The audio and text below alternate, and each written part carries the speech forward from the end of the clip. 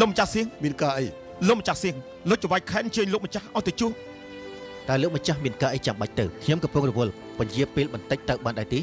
តែគាត់ឲ្យលោកម្ចាស់ទៅជួបជាមិនតាន់ឯងទៅមុនចុះខ្ញុំទៅតាមក្រោយបាទលឹបបងលោកចង្វាយស្រុកឲ្យលបងទៅជួបមានការអីទៅអ៊ី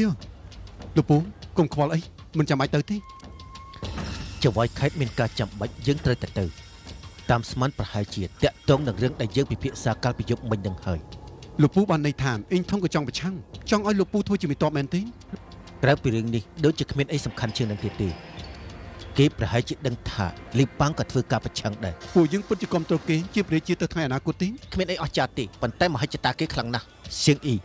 ឯងទៅជាមួយយើងទៅមើលចាំមើលស្ថានភាពយ៉ាងម៉េចយើងទាំងអស់គ្នាចេញដំណើរទៅឲ្យលឿនឡើងសៀងអ៊ីទៅយើង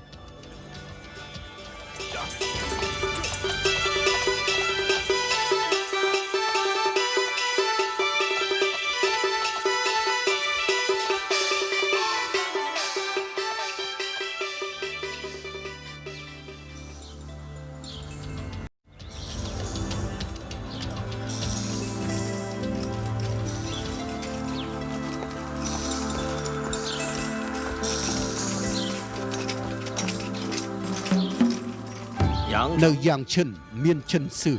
នៅវាងអ៊ីងមានហានស៊ីងនៅភ័យស៊ីងមានលីវប៉ាវនៅតុងយ៉ាងនឹងមានឈិនអ៊ីង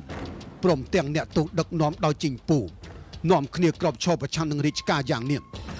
យើងបានគិតឲ្យគិតទៀតក៏សម្រេចចិត្តធ្វើការប្រឆាំងនឹងរាជការឈីនបើមិនចឹងយើងទាំងអស់គ្នានឹងត្រូវតែស្លាប់តែមិនដឹងថាអស់លោកយល់យ៉ាងណាស្រែកលើលោកម្ចាស់ជាអ្នកសម្រេច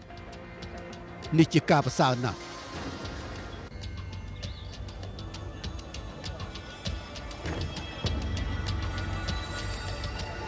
បើយើងនាំតបប្រឆាំងត្រូវតែមានមេតបដល់ប្រកែតំបន់អ៊ូពេលស្ងាត់មនុស្សស្ងាត់អ្នកដែលមានលទ្ធភាពនោះគឺមានតិចណាស់តែសំណាងល្អមានលពូក្មួយនឹងគ្រួសារតកោសាំងអាចជួយដោះស្រាយបញ្ហាចំពោះមុខបានយើងតែងតាំងសាំងលៀងជាមេតបធំសាំងប៉សាំងអ៊ីសាំងចនជាមេតបរោគព្រមទាំងប្រកាសទទួលជ្រើសរើសកងទ័ពថ្មីចូលរួមលោកម្ចាស់សាំងមកដល់ហើយ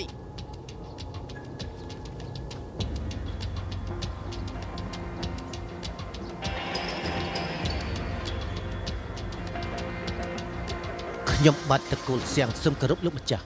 លោកសាំងរឿងដែលយើងពិភាក្សាជាមួយលោកកាលពីលើកមុននោះតើលោកពិចារណាយ៉ាងណាសូមអរគុណលោកម្ចាស់ដែលផ្ដល់កិត្តិយសប៉ុន្តែខ្ញុំគ្រាន់តែជារាជសាមញ្ញម្នាក់មិនអាចទទួលកិច្ចការដ៏សំខាន់នេះបានទេសូមលោកម្ចាស់ឲ្យហឹងឈូត្រឡប់មកវិញយើងទាំងពីរនាក់ជាដៃឆ្វេងស្ដាំលោកម្ចាស់ការងារក៏ច្បាស់ជាបានសម្រេចតាមនឹងតែហឹងឈូជាគិតកោសម្រាប់មនុស្សរត់ភៀសខ្លួនបាត់ទៅហើយយើងធ្វើយ៉ាងណាទៅរកគេមកវិញបានលោកម្ចាស់ហឹងឈូជាក្មួយប្រុសរបស់ខ្ញុំរាប់អានគ្នាណាស់លោកម្ចាស់គួរតែប្រកាសជាដឹងក្មួយរបស់សាំងអ៊ីគេនៅណានៅខាងក្រៅឯនោះសូមលោកម្ចាស់ចាំមកផ្លែតខ្ញុំទៅហៅគេចូលមកលោកម្ចាស់ប្រកាសជាដឹងច្បាស់មិនខានអូលោកពូយ៉ាងមិនទៅហើយ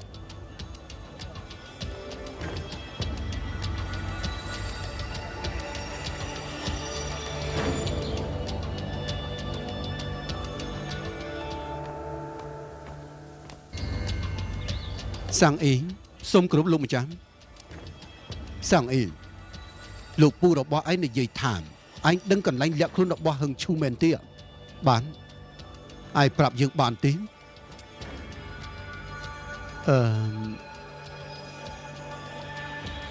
នេះជារឿងអាចកំបាំងអាចជម្រាបដល់លោកម្ចាស់ដោយផ្ទាល់បាន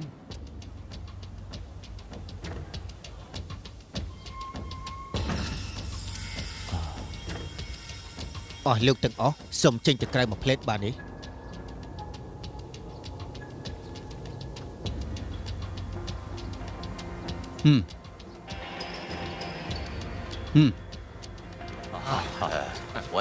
ខ្ញុំសូមលាទៅវិញហើយ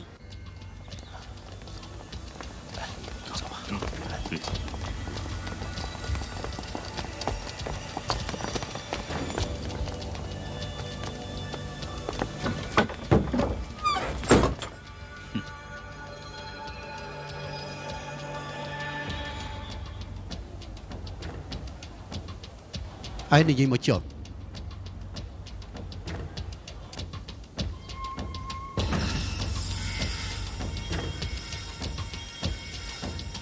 និយាយទៅ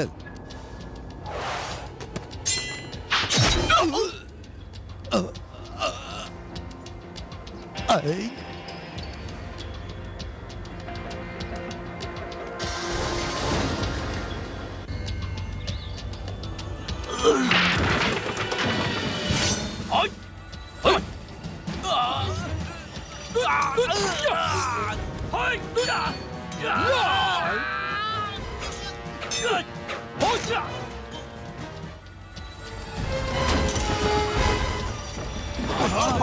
ណាមិនទៅជិញ្ចឹង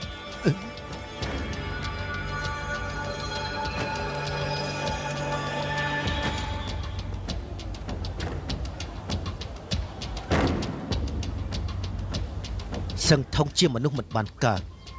មិនអាចទទួលការងារធំដុំបានទេថ្ងៃនេះយើងជាអ្នកជំនួសគេទៅហើយពួកឯងទាំងអស់គ្នាកុំភ្ញាក់ផ្អើលឲ្យសោះហើយត្រឡប់មកវិញចាំស្ដាប់ខ្ញុំនិយាយសិន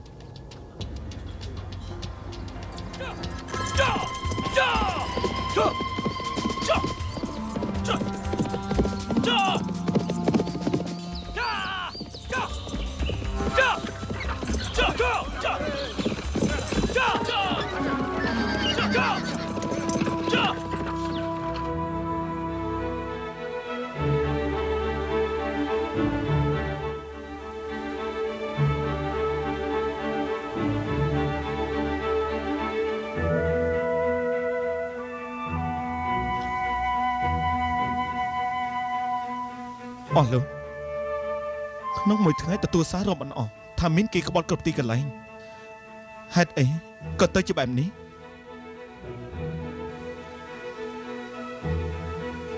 ហេតុអីទៅអូណែអើយណែអូ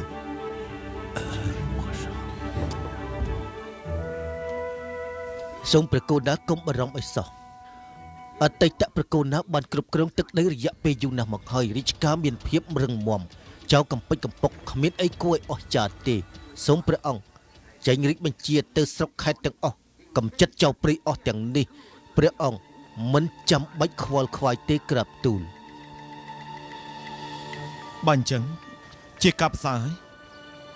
ទូលបង្គំសូមទូលព្រះអង្គអ្វីដែលលោកអបរាជនិយាយនេះដូចជាស្រួលពេកហើយតាំងពីរឿងក្បត់ខាត់ឡើងមកនៅស្រុកផ្សេងក៏ធ្វើតាមលីប៉ាបង្ករឿងនៅស្រុកភ័យសៀនបានបង្រិចដោយស្រុកខេត្តដទៃសាំងលៀននាំពួកក្បត់ឆ្លងស្ទឹងមកខាងជើងថែមទៀតចំណែកឈិនស៊ឺនឹងចង់តាំងខ្លួនជាស្ដេចដោយខ្លួនឯងមេតតរបស់គេនឹងចៅវឿននឹងក៏នាំទ័ពរាប់ម៉ឺននាក់ឆ្លងកាត់ជាលំភ្នំមកគៀតតំបន់ហាងយ៉ាងម្យ៉ាងទៀតមេតបបានតាំងខ្លួនឯងជាព្រះរាជាចៅវៃឈីមតែងតាំងខ្លួនឯងជាព្រះរាជាវិញធានចាំងក៏តែងតាំងខ្លួនឯងជាព្រះរាជាឈីមដូច្នេះទឹកដីមហាឈីមនឹងបាត់បង់ 90% ទៅហើយបើសិនជាធ្វើមិនដឹងមិនលឺទៀតទូលបង្គំមិនដឹងថាថ្ងៃក្រោយនេះត្រូវដោះស្រាយយ៉ាងណាទេក្រាបទូលលោកអបរាជតើពិតជាអញ្ចឹងមែនទេព្រះគោណាលោកអបរាជនិយាយនេះដូចជាហួសហេតុពេកហើយមិនគួរឲ្យជឿសោះ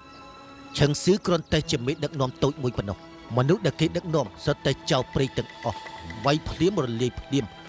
លីប៉ាំងក៏ជាមន្ត្រីតូចតាចម្នាក់គ្មាននរណាគេទៅស្ដាប់បញ្ជាលីប៉ាំងទេថ្ងៃក្រោយគង់តែវិនិច្ឆ័យខ្លួនឯងទេចំណែកសាំងលៀងអ្វីត្បិតតែជាកូនចៅចំនួនក្រោយមេតបធំប៉ុន្តែគ្មានតបគ្មានមេតបមានអីគួរឲ្យបារម្ភទៅចំណែកវៃជីវឋានៈជាមនុស្សសាមញ្ញគ្មានអីអស្ចារ្យបើសិនជាព្រះអង្គធ្វើការបញ្ឆោតនឹងអូសទាញនោះគេប្រកាសជាចោះចូលនឹងរាជការយើងជាមិនខានទេរីឯចៅក្បត់កំពេចកំពុកតូចតាចក៏រឹតតែគ្មានអីគួរឲ្យព្រួយបារម្ភដែលក្រាបទូលលោកអបរាជនិយាយនេះខុសហើយឈិនស៊ឺធ្វើបិទតែជាមេដឹកនាំក្រុមចៅតែបង្ករឿងដល់ណាឆក់ប្លន់ដល់ណាបំផ្លាញដល់នោះធ្វើបិទតែលេងប៉ះជាមន្ត្រីតូចតាចតែម្នាក់នេះគេកលិចកលិចប្រកែអូសទីមនុស្សណាស់មិនមែនជាមនុស្សស្រួលនិយាយគ្នានោះទេចំណែកកូនចៅរបស់សាំងយ៉ាងសាំងអ៊ីសាំងចនចុងលីមីងក្លាហានគ្មានអ្នកណាអាចទប់ទល់បានទៀតឥឡូវនេះគេរួមកម្លាំងជាមួយនឹងឈិងអ៊ីងចំនួនបន្តិចទេជាង 10,000 នាក់ហេតុនេះហើយបានជាលោកថាគេគ្មានទ័ពគ្មានមេទ័ពរីឯវៃជើងនឹងធានចានក៏ជាកូនចៅចំនួនក្រោយរបស់រាជវង្សផ្សេងពួកគេបានតាំងចិត្តយូរហើយគេចង់ប្រហាររាជការឈិងមានរឿងអីក៏ចោះចូលយើងងាយៗយ៉ាងនេះរីឯក្រុមចៅគាត់ផ្សេងក៏មានមនុស្សពូកែបន្តិចដែរមានរឿងអី ថាជាមនុស្សធម្មតាទៅវិញ លោកលោកធ្វើអីបកូនណាព្រួយបារម្ភលោកអាចទទួលខុសត្រូវបានទេ យើងស្មោះនឹងព្រះរាជារឿងអីថាយើងមិនហ៊ានទទួល ព្រះកូនណា លោកអបរៃយើងយល់ថាលោកមិនតបនិយាយនេះគឺជាការត្រឹមត្រូវណាទោះបីជាអ្វីដែលលោកនិយាយក៏ជាការពិតដែរ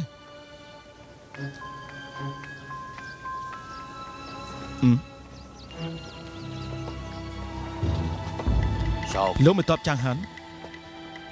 ក្រាបទូល យើងតែងតាំងលោកជាមេតបធំលោកមន្ត្រីតុងអ៊ី គណៈថ្លៃវិសេស ស៊ឺម៉ាស៊ីង គណៈវិសេស លោកជាមេតបរងដឹកនាំកងទ័ព20,000នាក់មកបោះសម្អាតជនក្បត់សូមឲ្យមានសេចក្តីសុខឡើងវិញ ទទួលរាជបញ្ជាព្រះអង្គឆ្លៀសវិញពេលនេះពួកក្បត់មកគៀកហើយយើងត្រូវតែជ្រើសរើសទ័ពចំនួន20,000នាក់ទៀត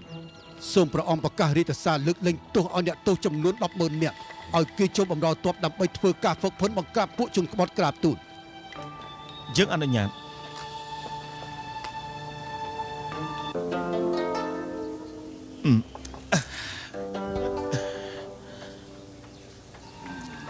មានកាយទេ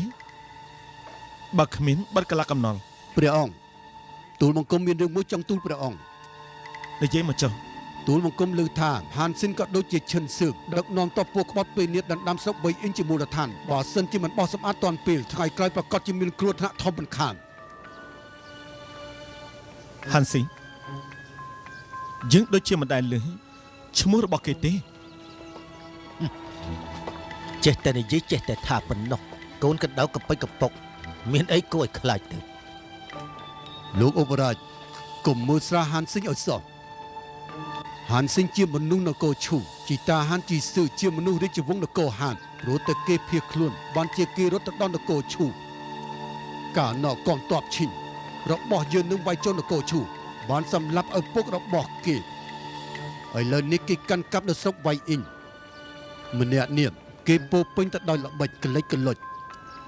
ដូច្នេះសូមកុំមើលស្រាគេឲ្យសោះ បើអញ្ចឹងលោកគឺជាអ្នកចាត់ការទៅចុះ ទទួលព្រះរាជបញ្ជា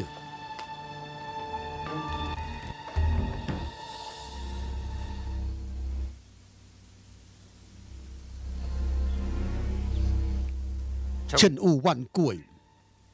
ខ្ញុំឲ្យកងទ័ពទៅអ្នកទាំងពីរក្នុងម្នាក់ 5,000 ទៅវៃអ៊ីង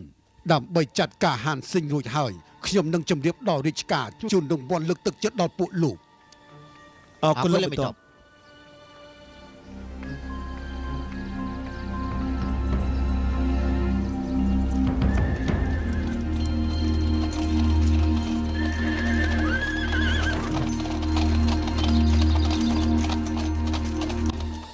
លោកមេកងវាងម្ដងនេះចាត់ការហាន់ស៊ីងបានហើយលោកនឹងមានស្នាដៃធំធេងណាស់ អរគុណលោកមេតបក៏ប៉ុន្តែហាន់ស៊ីងមានល្បិចច្រើនណាស់យើងគួរតែប្រយ័ត្នប្រយែង ហើយកូនចៅកប៉ិចកប៉ុកអញ្ចឹងមិននឹងអាចឈ្នះកងទ័ព 5,000 នាក់បានយ៉ាងយូរតែ3ថ្ងៃប៉ុណ្ណោះយើងនឹងកាត់ក្បាលពួកគេចោលដល់ពេលនោះយើងនឹងយកទៅព្យួរនៅលើកំផែងវាំងមិនខានទៅ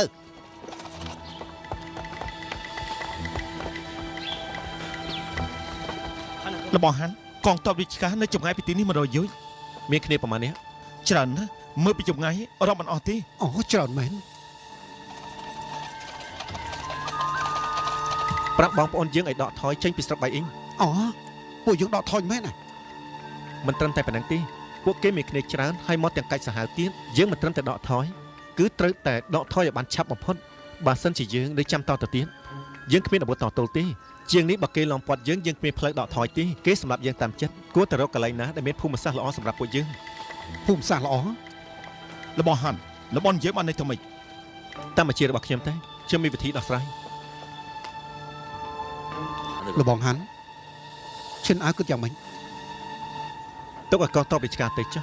ហើយប្រាប់គេថាពួកយើងខ្លាចកងទ័ពរាជការណាដូច្នេះពួកយើងត្រូវតែភៀសខ្លួនសិនយើងធ្វើយ៉ាងណាសម្ដែងឲ្យដូចពិតកុំឲ្យគេដឹងថាយើងនិយាយកុហក ខ្ញុំយល់ហើយ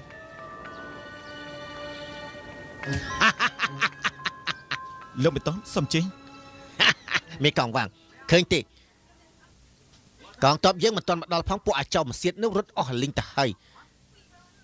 ប្រហែលជាស្ដាយណាស់ដែលជើងគេខ្លីពេក លោកមេតបខ្លាំងខ្លាអ្នកណាក៏ដឹងដែរសូមលោកមេតបសម្រាប់សិនទៅខ្ញុំទៅរៀបចំម្ហូបហើយនឹងស្រាដើម្បីជូនលោកមេតប ឡោ ចវាយស្រុកវាយអ៊ីងសូមគ្រប់លោកមេតបធំ លោកគឺឈិនសៅចវាយស្រុកនៅវាយអ៊ីង គឺខ្ញុំនឹងហើយ ក្រែងលោកធ្លាក់ក្នុងកណ្ដាប់ដៃរបស់ហាន់ស៊ីងហើយមិនបានជារួចខ្លួន នោះក៏ដោយសារតែលោកមេតបដែរពួកក្បត់ហាន់ស៊ីងឮថាលោកមេតបមកដល់គេមិនត្រឹមតែមានហ៊ានសម្លាប់ខ្ញុំហើយព្រមទាំងឲ្យខ្ញុំនឹងនាំពាក្យទៅលោកមេតបថាសូមអង្វរលោកមេតបសូមឲ្យលោកមេតបបន្ធូរដៃដល់ពួកគេផង គេនិយាយថាម៉េចខ្លះលោកក្រោកឡើងប្រាប់យើងឲ្យច្បាស់ទៅមើល បាទហាន់ស៊ីងនិយាយថាគេមិនចង់ក្បត់នឹងរាជការទេគឺមកបញ្ជូនអ្នកទោសទៅអ៊ីងយ៉ាងនោះឆ្ងាយពេកហើយជាមិនផុតត្រូវស្លាប់ហេតុនេះហើយបានជាគេទាល់ច្រកក៏នាំគ្នាធ្វើការប្រឆាំងឲ្យនឹងរត់បើសិនជាលោកមេតបអាណិតដល់គេទាំងអស់គ្នាមិនសម្លាប់ពួកគេសូមលោកអង្វរទៅដល់រាជការសម្រាលទោសដល់អ្នកទោសទាំងនោះពួកគេសុខចិត្តទម្លាក់អាវុធសូមចុះចូលជាមួយនឹងលោកមេតបភ្លាម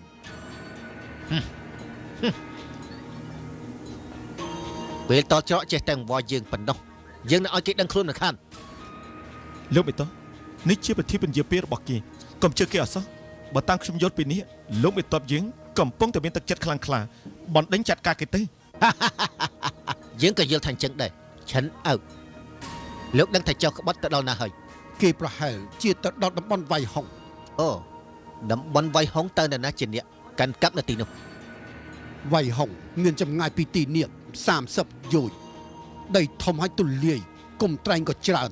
ងាយស្រួលនៅក្នុងការលាក់ខ្លួនណាស់ម្យ៉ាងទៀតពួកចៅក្បត់ទាំងនេះមានប្រវត្តិជាអ្នកនេសាទនៅតាមទន្លេនឹងពូកែហែលទឹកណាស់ហេតុនេះហើយបានជាប្រជុំគ្នានៅទីនោះ ចម្ងាយប៉ុណ្ណាទៅ ចម្ងាយ10យោជន៍ ការពិតគឺអញ្ចឹងទេយើងចាត់ការដើមត្រីអស់ទាំងនោះប្រហែលមិនគ្រាន់នឹងឲ្យសេះយើងស៊ីទៀតផងហាន់ស៊ីងគេស្មានថាកាន់កាប់បៃហុងយើងមិនអាចធ្វើអីគេកើតហើយមែនទេ លឹមចាស់ឆឹង បាទ លោកទៅរៀបចំទូកឲ្យយើងនឹងកំទេចតំបន់វៃហុងឲ្យបាន បាទ លោកមេតប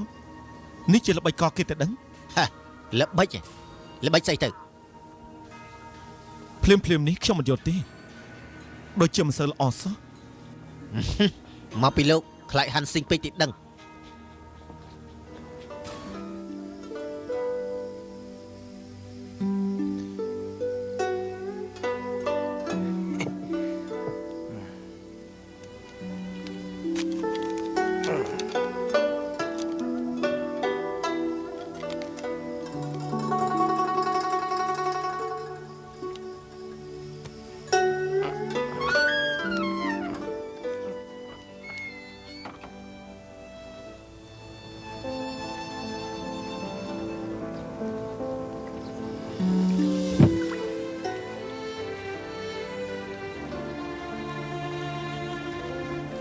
អាយ៉ាអូយអាយ៉ាអូយស្អីចឹងដែរនាងចង់ស្លាប់ហើយមែនទេហ្នឹង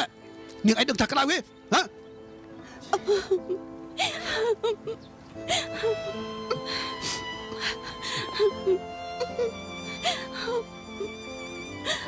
វាមុខឡើង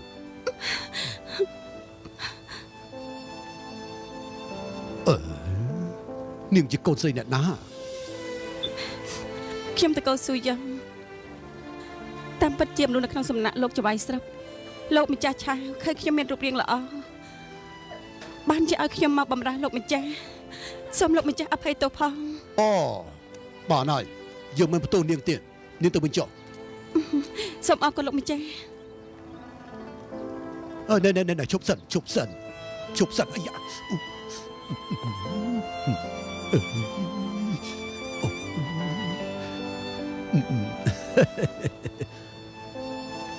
ណែហើយចោះនាងមានទម្ងន់ប្រមាណដែរហ៎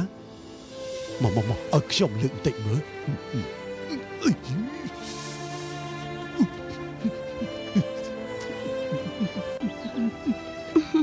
លោកម្ចាស់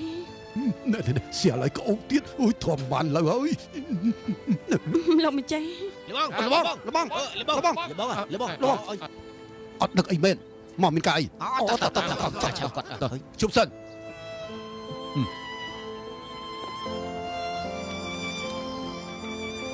ណែពួកឲ្យមកទាំងជប់ហ្នឹងតើមានការអី មានការបងប្អូនយើងពិភាក្សាហើយចង់ឲ្យបងធ្វើជាលោកម្ចាស់ធំពួកយើង យើងចង់ឲ្យលោកបងធ្វើជាស្ដេចដើម្បីដឹកនាំពួកយើង ឆឹងស៊ឺក៏តែងតាំងខ្លួនជាស្ដេចហើយលបងមិនក៏មិនអាចធ្វើស្ដេចបាន បើលោកបងជាស្ដេចពួកយើងទាំងអស់គ្នានឹងខ្លាចទៅជាមេតប ត្រូវហើយ ជប់សិន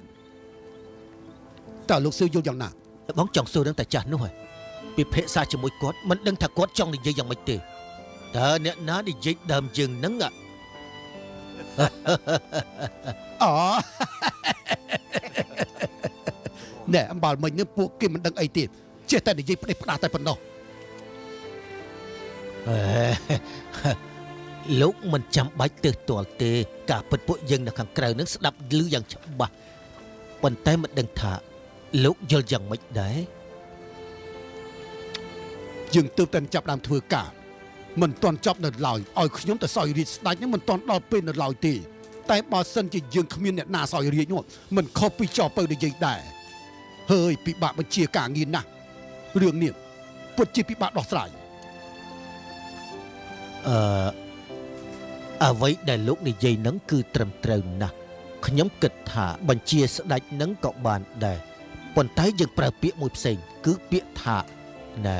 លោកម្ចាស់ធំទៅចុះយ៉ាងម៉េចលោកម្ចាស់ភ័យយ៉ាងម៉េចដែរ អូយរឿងនេះស្រេចទៅលើលោកម្ចាស់ទៅចោល ល្អណាស់មកពួកយើងលោកថ្វាយគុំថ្វាយគុំលោកម្ចាស់ភ័យ បាទហើយគាត់ហើយ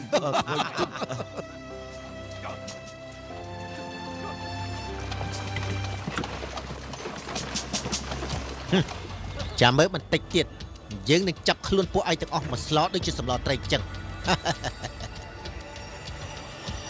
លោកមិនតោះពួកគេចង់មកឆោតពួកយើងឲ្យជាប់អន្ទាក់ទៀតដឹង បើសិនជាអញ្ចឹងមែននោះអន់ពេកហើយ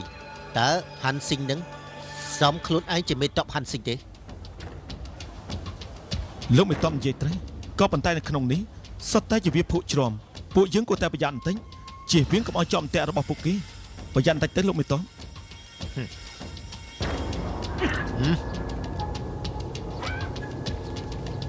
10 នាក់ទូកមួយ 10 នាក់មួយមាសសុទ្ធ 1000 កាក់បើសិនជាកាត់ក្បាលបានក៏បាន800កាក់ដែរ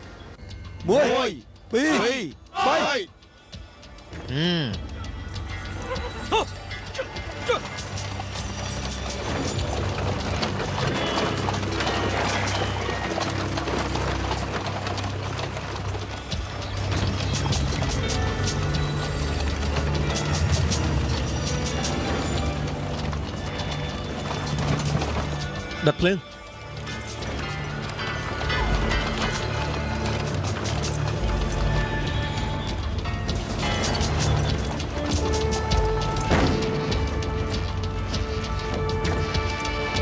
បាញ់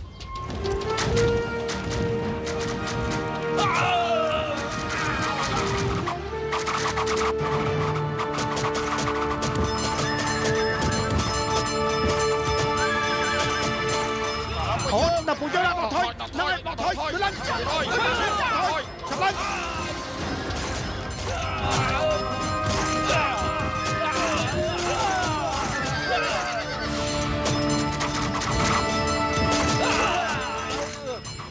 chọc lưng thôi bạn này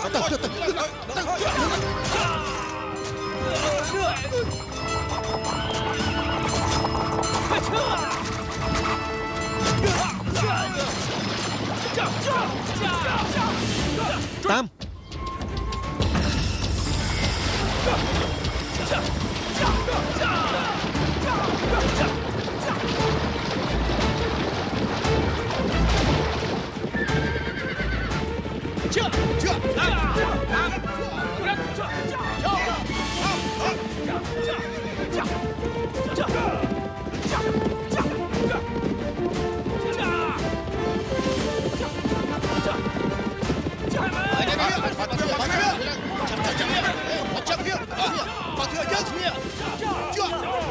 ចាំបាច់បើកទ្វារនឹងបាត់នេះទៅនឹងបាត់នេះ អូទៅយើងចាប់រត់ គីមកចាប់រត់ទៅឡើងជឿចាប់រត់អី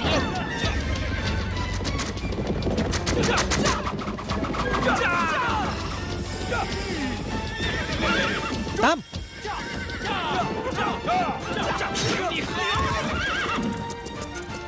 លោកធ្វើអីនឹង ដល់ពេលនេះហើយកុំនិយាយច្រើន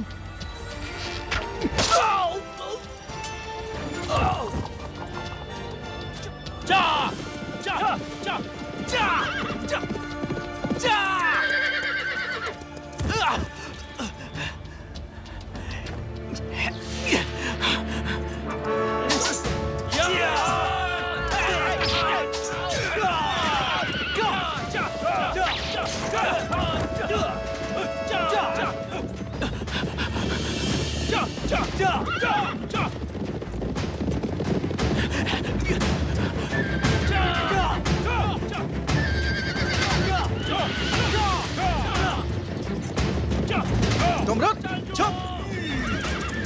ឆាប់តាម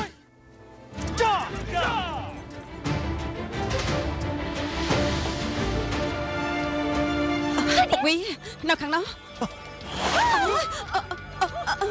អត់ចាប់ឡើងចម្លងជើងទៅខាងនោះ មិនអាចត្រឡប់ក្រោយបានទេ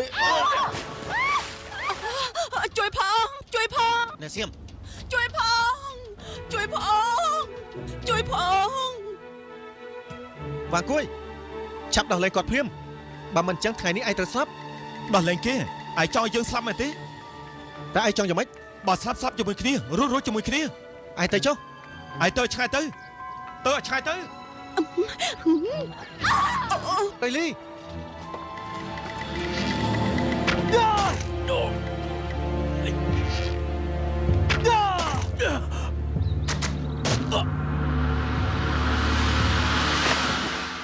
លើបងសឹមចេញ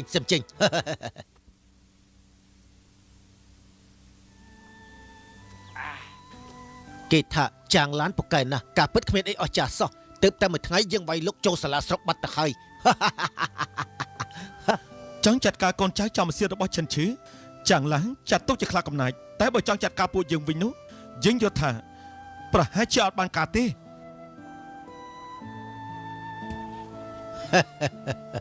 មេតបទាំងពីរក៏មើលស្រាលចាងឡើងឲ្យសោះគេក៏ជាមេតបខ្លាំងពូកែម្នាក់ដែរតាំងពីនាំតោកមកមិនដែលចុះចាញ់ម្ដងណាទេកាលដែលវាយចលងភ្នំអ៊ីវគូចៅវិនដឹកនាំកងទ័ព 20,000 នាក់មកយ៉ាងសាហាវមកប្រព្រឹត្តភ្នែកគេបានបណ្ដេញអ្នកទាំងនោះថយក្រោយទាំងអស់ លោកនិយាយត្រូវមែនពួកយើងគ្រាន់តែឈ្នះសង្គ្រាមបន្តិចបន្តួចមិនត្រូវតែមានចិត្តអំនួតពេកទេ ចាស់ធំលំចាស់ធំខាងក្រៅមានអ្នកសុំទានម្នាក់គេនិយាយថាចង់ស្គាល់ស្រាឆ្ងាញ់សាច់ឆ្ងាញ់គេចង់ចូលមកតែខ្ញុំខាត់គេមិនបានគេគិតតែពីស្ដីជ័យខាងក្រៅនៅឡើយទេ ហើយចុះអ្នកសុំទាននឹងមកពីណាមក ដេញគេចេញពីនេះទៅបាទ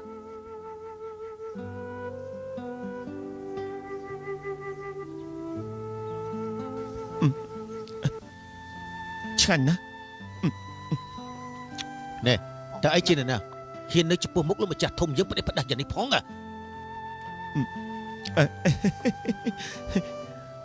ខ្ញុំគឺជាអ្នកសំទានលោកមើលមិនដឹងទេឆ្ងាញ់អស្ចារ្យណាស់ តើអីដឹងទេទីនេះជាកន្លែងណា អូជាកន្លែងផឹកស្រាហើយនឹងស៊ីសាច់ ឯងដឹងថាអ្នកនៅចំពោះមុខឯងជាអ្នកណាទេ គាត់ទេគាត់គឺលីប៉ាំងហើយលីឈីក៏បានដែរហើយលីសាំងក៏បានដែរមនុស្សតែមួយទេ យកទៅប្រហារជីវិតទៅ ណែលីប៉ាំងមិនក៏លោកកំដាញ់យ៉ាងនេះខ្ញុំស៊ីសាច់តែម្ដុំទៅចាំបាច់យកខ្ញុំប្រហារជីវិតធ្វើអី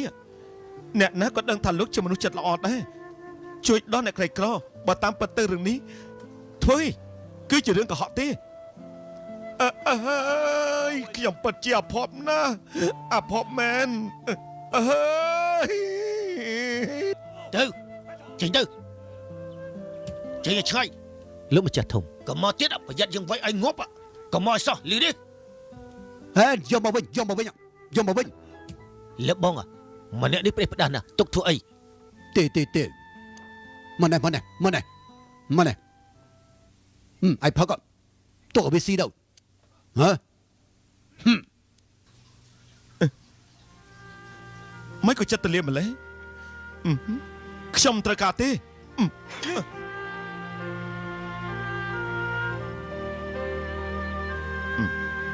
លោកម្ចាស់ឲ្យគេទៅវិញមែនទេ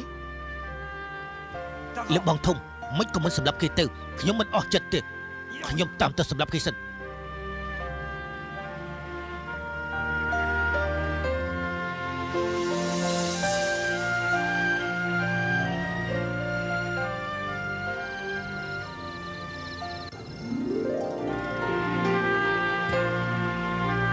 លោកអ៊ំលីលោកអ៊ំស្រីលីខ្ញុំបានសម្រាប់បានគួយហើយក៏សងសឹកជូនអ្នកទាំងពីរដែរ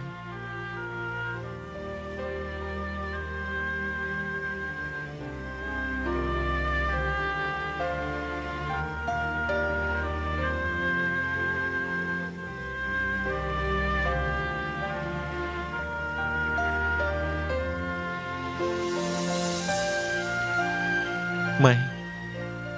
ទីបំផុតគុណសងសឹកជូនម៉ែរួចហើយសូមវិញ្ញាណក្ខន្ធម៉ែនៅឲ្យបានស្ងប់ចុះ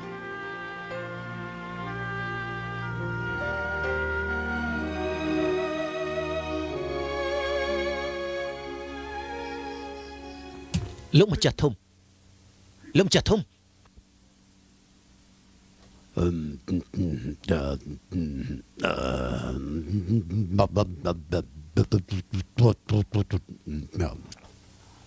ណែលោកម្ចាស់ធំលោកម្ចាស់ធំ អូណែពួកលោក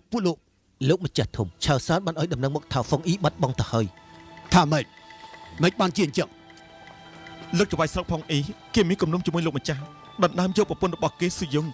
គេលួចតាក់ទងរិចឆ្កែឡើងវាយសម្រាប់ចូលមកដល់ហ្វុងអ៊ីហើយខ្ញុំខិតខំដែរទើបបានត្រឡប់មកវិញសូមលោកម្ចាស់ដាក់ទុកខ្ញុំមកចុះ អូលោកអើយលោកអើយ លោកម្ចាស់ធំកុំអល់ខឹងអីលោកម្ចាស់ធំកុំខឹងអីសោះតំបន់ស៊ឺគួយគឺជាកន្លែងមូលដ្ឋានរបស់យើងរីឯហ្វុងអ៊ីក៏ជាកន្លែងសំខាន់ដែរពួកយើងត្រូវតែដណ្ដើមយកមកវិញឲ្យទាល់តែបាន នៅចាំស្អីទៀតបញ្ជាកងទ័ពដណ្ដើមហ្វុងអ៊ីមកវិញមកឲ្យលឿនឡើងឆាប់ឡើងទៅ ទៅឆាប់ទៅ អាចង្រៃឯងនេះយើងនឹងប្រឡត់ស្បែកឯងយ៉ងឈី លោកម្ចាស់ធំយ៉ងឈីគ្មានអីអស្ចារ្យទេប៉ុន្តែមេតបឈ្មោះចាំងភេងគឺជាប្អូនរបស់ចាំងឡាំងក៏ជាមេតបដ៏ខ្លាំងក្លាម្នាក់ម្យ៉ាងទៀតកងទ័ពគេមកដើម្បីដណ្ដើមយកហ្វុងអ៊ីយើងជៀសមិនផុតពីត្រូវខ្ចីទ័ពអ្នកដទៃទេ ចៃតមអ្នកណាទៅ សៀងលីនិងឈិនអ៊ីងដឹកនាំកងទ័ព 70000 នាក់នៅស្រុកស៊ីសៀនយើងទៅខ្ចីទ័ពពីពួកគេទៅអេលោកម្ចាស់ស្បែកជើងលោកម្ចាស់មេតបលីវប៉ាងគេបាត់បង់ស្រុកហ្វុងអ៊ីប្រកាសជាមិនសុខក្នុងចិត្តទេបើសិនជាគេវាយបកមកលើយើងវិញនោះកងទ័ពក្នុងដៃរបស់ខ្ញុំនឹងក៏មិនប្រកាសថាទប់ទល់នឹងគេបានដែរណា លោកចង់យ៉ាងម៉េចឬមួយក៏ចង់ឲ្យខ្ញុំការពារតំបន់លោកដែរ ឲ្យខ្ញុំមិនហ៊ានទៀមទាទេតែខ្ញុំសុំឲ្យលោកមេតបសហការជាមួយខ្ញុំដើម្បីវាយបកលីវប៉ាងឲ្យទាន់ពេលដល់ពេលនោះហ្វុងអ៊ីគ្មានអីគួរឲ្យបារម្ភទេ មិនកាត់ទេខ្ញុំបានទទួលបញ្ជាពីបងប្រុសរបស់ខ្ញុំនាំកងទ័ពជំនួយទៅវិញដើម្បីវាយនគរវៃនេះក៏ជាបញ្ជារបស់បកូនណាត់ដែរចំណែកហ្វុងអ៊ីង ត្រូវតែពឹងលើលោកទាំងស្រុងហើយ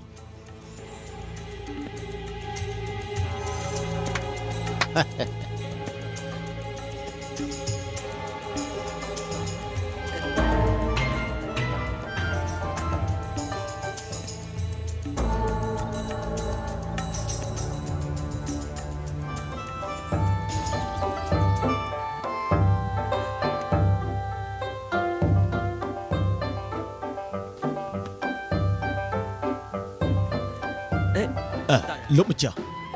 នេះបានន័យថាម៉េច ខ្ញុំក៏ដឹងដែរថាលោកមេតបធ្វើដំណើរវែងឆ្ងាយនឿយហត់ជាខ្លាំងគ្មានអ្នកណាជួយថែរក្សាលោកម្ចាស់ខ្ញុំយកប្រពន្ធខ្ញុំឲ្យមកកំដរលោកមេតបទៅចុះសូមលោកមេតបយល់ព្រមនឹងសំណុំពររបស់ខ្ញុំចាត់ការសត្រូវដោយលីវប៉ាងទៅ អាយ៉ាមិនកើតទេខ្ញុំមិនដឹងអាចយកប្រពន្ធរបស់លោកកើតទៅ កិច្ចការរាជការគឺសំខាន់ណាស់រឿងមនុស្សស្រីជារឿងធម្មតាទេលោកមេតបកំទើសទាល់អីខ្ញុំសូមលាទៅមុនហើយណា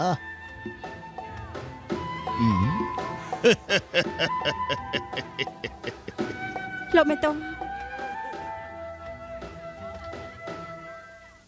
ស សំណូមពរលោកមេតបលីប៉ៃយើងមិនគួរបដិសេធទេប៉ុន្តែក្មួយប្រុសខ្ញុំសៀងអ៊ីងនាំទ័ពទៅឆ្ងាយឯកងទ័ពនៅក្នុងស្រុកនេះមិនទាន់បានប្រមូលផ្ដុំនៅឡើយទេ លោកអ៊ំយើងចាត់ការសាំងឈិនរួចហើយ ល្អណាស់ កងទ័ពយើងឈ្នះលើកងទ័ពឈិងពិតជាមានចិត្តខ្លាំងក្លាណាស់មិនត្រឹមតែប៉ុណ្្នឹងខ្ញុំនឹងនាំមេទ័ពម្នាក់មកទៀតឈិងពូ បាទ ម្នាក់នេះជាពូរបស់ខ្ញុំហើយលោកខាងនេះគឺជាលោកម្ចាស់ឈិន ឈៀងពូសូមគោរពលោកមេតបសៀងលោកមេតបឈិន ឯងគឺឈិងពូហ៎កាលនោះឯងគឺជាមេតបម្នាក់របស់បកូណាឈិនមិនបានជាមកដល់ស្រុកស៊ីសៀនដែរ កងទ័ពឈូចាញ់កងទ័ពឈីងម្ដងហើយម្ដងទៀតធ្វើឲ្យមានទំនាស់ផ្ទៃក្នុងឈិនវាងហើយនឹងឈិនកោះត្រូវការកងទ័ពមេតបរបស់ខ្លួនត្រូវគេសម្លាប់ដូច្នេះនគរឈូក៏ត្រូវតែរលីដែរ ឈិនវាងនាំទ័ពពិតជាឈ្នះគ្រប់កន្លែងមែនគ្មានអ្នកណាទប់ទល់បានទេទីបំផុតគឺចាញ់ដោយសារតែបកូណាឈិងគ្មានសល់អីបន្តិចសោះបើសិនជាពួកយើងមិនរួមដៃគ្នាតទល់នឹងព្រះរាជាឈិងទេបើជាវាយរៀងខ្លួននោះមុននឹងក្រោយយើងក៏ដូចជាព្រះចៅឈិនអញ្ចឹងទីបំផុតត្រូវតែរលាយ លោកពូគាត់ជាអ្នកណា អូណែខ្ញុំឈ្មោះសៀងហឺជាមន្ត្រីតូចរបស់លោកម្ចាស់ប៉ៃធ្លាប់ឮឈ្មោះលោកមេតបយូរណាស់ហើយថ្ងៃនេះបានជួបពិតជាអស្ចារ្យមែន អូនោះបានន័យថាលោកគឺជាលោកម្ចាស់លីបាំងអូលីបាំងសូមគោរពលោកមេតបខ្ញុំធ្លាប់ឮសូរឈ្មោះលោកយូរហើយលោកម្ចាស់លីបាំងប្រកាន់នៅសច្ចធម៌គួរឲ្យសរសើរថ្ងៃនេះខ្ញុំបានជួបលោកពិតជាអស្ចារ្យមែន កាលនោះព្រះជាឈិងធ្វើដំណើរមកខាងកើតលោកក៏បានស្ដោះទឹកមាត់ហើយនិយាយមួយម៉ាត់ថាក្នុងនាមជាកូនប្រុសត្រូវតែតាំងចិត្តឲ្យក្លាហានពិតប្រាកដពិតជាអស្ចារ្យណាស់ ខ្ញុំលីបាំងមិនអាចប្រៀបធៀបជាមួយនឹងលោកមេតបបានទេជាក់ស្ដែងលោកមេតបនឹងពិតជាអ្នកក្លាហានដល់វ័យក្មេងអស្ចារ្យខ្ញុំមិនអាចប្រៀបធៀបទៅ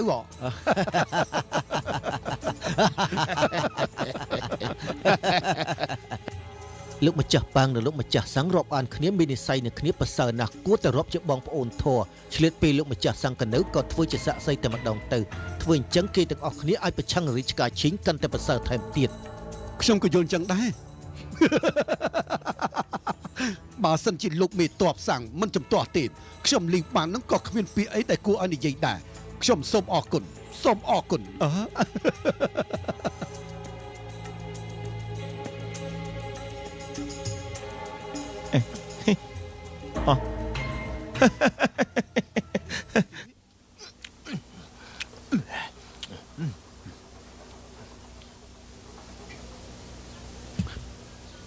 ណែឆ្ងល់ណាស់ប្រហែលថ្ងៃនេះលោកម្ចាស់យើងដូចខឹងខ្លាំងណាស់ធ្វើអីខុសតិចក៏ប្រកាន់ស្ដីជាពួកយើង ជាកាប់ប៉ុណ្ណេះសូម្បីតែប្រពន្ធខ្លួនឯងក៏ជូនទៅឲ្យលោកមេតបចាងដែរក៏ប៉ុន្តែលោកមេតបចាងគ្មាននិយាយសោះពីរឿងវាយកងទ័ពលីប៉ាំងគិតតែពីសប្បាយជាមួយអ្នកស្រីឯងកុំនិយាយលឺពេក កុំមាត់លឺពេកប្រយ័ត្នគេស្ដាប់លឺណា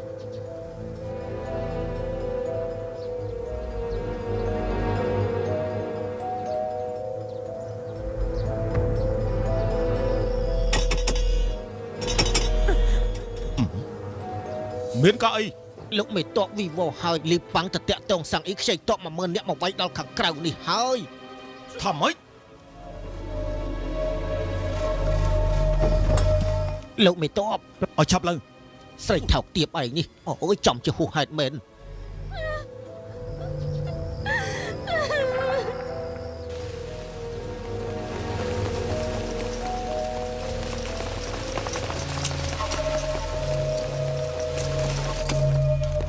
លោកម្ចាស់លីប៉ាំងកងទ័ពយើងវាយបានមួយសបកតែមិនស្មានថាកងទ័ពឈីងប្រកែកបាញ់ព្រួយដល់ម្លឹងពួកយើងទៅមុខមិនរួចមានតែបកក្រោយសិនមិននឹកស្មានថាលោកមេតបឆឹងឈៀនក៏វាយសម្រុកចេញមកបងប្អូនយើងគ្រោះថ្នាក់រាប់រយនាក់ឯណោះ ចំជាផ្ដាស់មែនមុនពេលដែលចេញដំណើរយើងបាននិយាយប្រាប់ឯថាយ៉ាងម៉េចខ្លះ